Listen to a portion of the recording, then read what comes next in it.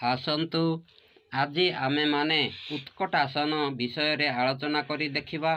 ଏହି ଉତ୍କଟାସନଟି ଆମମାନଙ୍କର କ'ଣ ଉପକାର କରିଥାଏ? ଏହି ଉତ୍କଟାସନକୁ ଅଭ୍ୟାସ କରିବା ଦ୍ୱାରା ଶରୀରର ସର୍ବାଙ୍ଗ ଦୃଢ଼ ହୁଏ, ପାଦର ମାଂସପେଶୀ ଶକ୍ତିଶାଳୀ ହୁଏ ଓ ଶରୀରର ଶକ୍ତି କମ୍ ହୁଏ। ଖାଦ୍ୟ ପଦାର୍ଥକୁ ଜୀର୍ଣ୍ଣ କରିବାରେ ଏହା ଅତ୍ୟନ୍ତ ସହାୟକ ହୋଇଥାଏ। କଟିଶୂଳ, ସନ୍ଧିବାତ ପରି କଷ୍ଟଦାୟକ ରୋଗ ସହଜରେ ଉପଶମ ହୋଇଥାଏ। ବ୍ରହ୍ମଚର୍ଯ୍ୟ ରକ୍ଷା କରିବାରେ ବିଶେଷ ଭାବେ ସହାୟକ କରେ। ହଠଯୋଗ ବ୍ୟକ୍ତି ଏହି ଆସନ ଦ୍ୱାରା ବ୍ରଜଲି ଓ ବସ୍ତିକ୍ରିୟା କରିଥାନ୍ତି। ସେମାନେ ଏହାକୁ ଗୁପ୍ତଧନ ବୋଲି ମନେ କରିଥାନ୍ତି।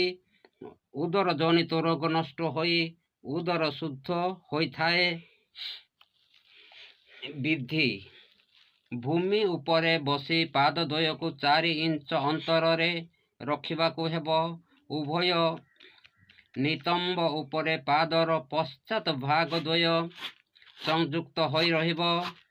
ଶରୀରର ସମସ୍ତ ଭାର ପାଦଦ୍ୱୟର ଅଗ୍ରଭାଗରେ ରହିବ। ହାତ ଦିଓଟିକୁ ପରସ୍ପର ଛନ୍ଦି କହୁଣୀ ଦୁଇଟିକୁ ଆଣ୍ଠୁ ଉପରେ ରଖିବାକୁ ହେବ। ଛନ୍ଦି ହୋଇଥିବା ହାତ ଜାନୁର ଠିକ୍ ନିମ୍ନ ଭାଗରେ ରହିବ। ଇତି ଓମ୍।